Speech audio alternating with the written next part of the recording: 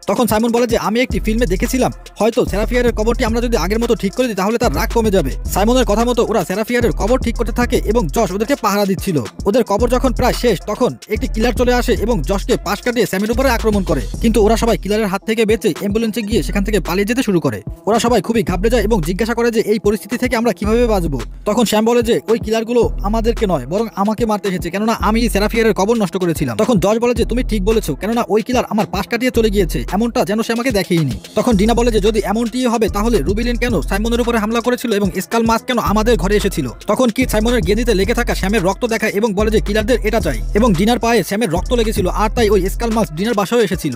এরপর সাইমন বলে যে শ্যামের রক্ত সেরাফিয়ারের হাড়ের উপরে পড়েছে, এখন সেরাফিয়ার শ্যামের আরো রক্ত চায়। তখন জশ বলে যে যদি এমনটি হয় তাহলে ওরা যা চায় তা দিয়ে দাও। মূলত জশ একটি প্ল্যান বানিয়েছে। ওয়েল গাইস, জশ কি প্ল্যান করেছিল তা আমরা পরবর্তীতে দেখতে পারবো। এরপর ওরা সবাই হাই স্কুলে চলে যায় এবং নিজেদের শরীরটাকে খুব ভালো করে ধুয়ে নেয় যাতে শ্যামের রক্ত কোথাও লেগে না থাকে। নিজেদের শরীর ক্লিন করার পরে ওরা শ্যামের হাত কেটে সেই রক্ত একটি রঙের সাথে মিশিয়ে তারপর টয়লেটের সাথে কানেক্ট করে দেয়।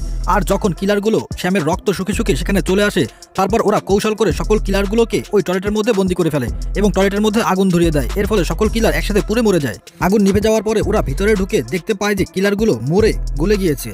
আর কিছু সময় পরে দেখা যায় যে সেই গলিত পদার্থগুলো পুনরায় একত্রিত হতে শুরু করে এবং ওদের উপর আক্রমণ করে দেয়। ওরা পুনরায় সেখান থেকে পালাতে শুরু করে এবং সাইমন বলে যে আমাদের তো এখন বেঁচে থাকাই কষ্টের হয়ে গিয়েছে।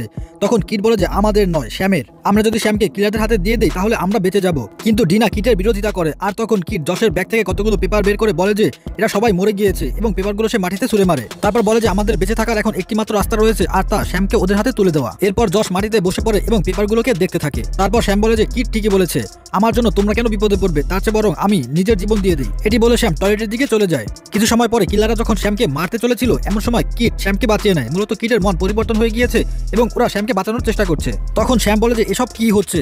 তখন জশ বলে যে আরো একটি রাস্তা রয়েছে, সি বার্মন। নাইট ক্যাম্পিং এর রাতে কিলারদের হাত থেকে একটি মেয়ে বেঁচে গিয়েছিল, তার নাম হচ্ছে সি বার্মন।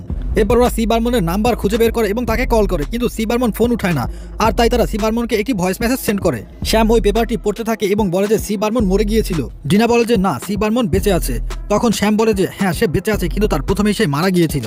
মূলত সি বার্মন একটি জঙ্গলে ছিল এবং তার হার্টবিট বন্ধ হয়ে গিয়েছিল। তারপর একটি ছেলে সি বার্মনের সিপিআর করে এবং সে বেঁচে যায়। শ্যাম বলে যে সি বার্মনের বাঁচার রাজ হয়তো এটি যে সে মারা গিয়েছিল এবং তার হার্টবিট বন্ধ হয়ে গিয়েছিল। তখন ডিনা বলে যে যদি এমনটি হয়ে থাকে তাহলে চলো আমরা তোমার হার্টবিট বন্ধ করে দেই, তারপর পুনরায় আমরা তোমাকে বাঁচিয়ে নিব। তখন শ্যাম বলে যে যেভাবেই হোক আজ তো আমাকে মরতেই হবে, তোমরা শুধু আমাকে বাঁচিয়ে দিও। এরপর ওরা সবাই এই হাই স্কুল থেকে বাইরে বের হয়ে যায় এবং অ্যাম্বুলেন্সে করে অন্য কোথাও চলে যায়। অন্যদিকে আমরা শরীফ গুডকে একটি বাসার সামনে যেতে দেখি। সে বাসার সামনে গিয়ে তার ডায়েরিতে কিছু একটা লিখে